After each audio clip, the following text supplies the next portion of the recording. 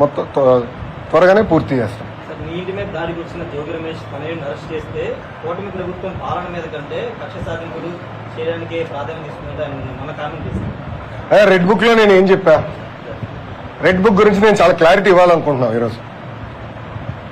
నా ప్రతి స్పీచ్ చూడండి, ఎవరైతే చట్టాలు ఉల్లంఘించి కార్యకర్తల్ని ప్రజల్ని ఇబ్బంది పెట్టారో వాళ్ళని నేను వదిలిపెట్టాను అని స్పష్టంగా హామీ ఇచ్చాను.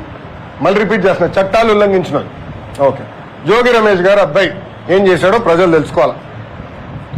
అగ్రిగోల్డ్ భూమి పత్రాలు తీసుకుని ఫేక్ పత్రాలు సృష్టించి అతని పేరుపై ట్రాన్స్ఫర్ చేసుకుని అమ్మేశాడు. అగ్రిగోల్డ్ బాధితులు చాలా మంది ఇప్పటికీ ఇబ్బంది పడుతున్నారు. వాళ్ళకి రావాల్సిన డబ్బులు ఇంకా చాలా ఉన్నాయి. అగ్రిగోల్డ్ భూములపైన ఫేక్ పత్రాలు సృష్టించి అమ్మేశాడు, డబ్బులు సంపాదించాడు. అంటే యాక్షన్ తీసుకోకూడదా తెలుగుదేశం, జనసేన, భారతీయ జనతా పార్టీ ప్రభుత్వం? రేపు లిక్కర్లో కూడా యాక్షన్ తీసుకుంటాం, ఇసుక దండాల్లో కూడా యాక్షన్ తీసుకుంటాం. అంటే అడ్డగోలుగా ప్రజల భూమి దోచేసినా మేమేం పట్టించుకోకూడదా? మేము ఆనాడు హామీ ఇచ్చా, ఊరూరు మాట్లాడా ఎర్ర బుక్ గురించి. ప్రజలకి నేను హామీ ఇచ్చా, ఎవరైతే చట్టాన్ని ఉల్లంఘించారో వాళ్ళని నేను వదిలిపెట్టే ప్రసక్తే ఉండదు అని నేను ఊరూరు మాట్లాడాను స్వామి. ఎర్ర బుక్ పట్టుకుని తిరిగా చూపించా ప్రజలకి. అందుకే ప్రజలు మాకు అంత అద్భుతమైన మ్యాండేట్ ఇచ్చారు. దాని ఒక్కోళ్ళే కాదు, అందరం కలిసికట్టుగా పోరాడడం. దాంట్లో భాగంగా రెడ్ బుక్ ఒక మ్యాండేట్ మాకు. నేను ఊరూరు చూపించా రెడ్ బుక్. నేను ప్రతి పబ్లిక్ మీటింగ్ లో చూపించా. నిన్న ప్రతి నియోజకవర్గంలో మేము గెలిచాం.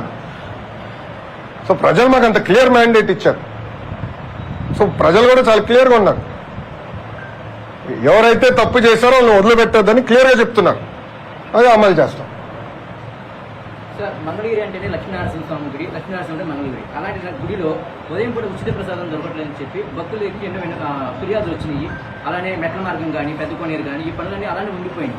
సో వాటి మీద ఏదైనా పరిశీలన చేసే అవకాశం ఉందా? మీ అందరు తెలుసు, ఎన్నికల ముందల నరసింహస్వామి గారు కూడా వ్యక్తిగతంగా నేను కూడా ఆనాడు ఆభరణాలు ఇవన్నీ అందిస్తాం జరిగింది.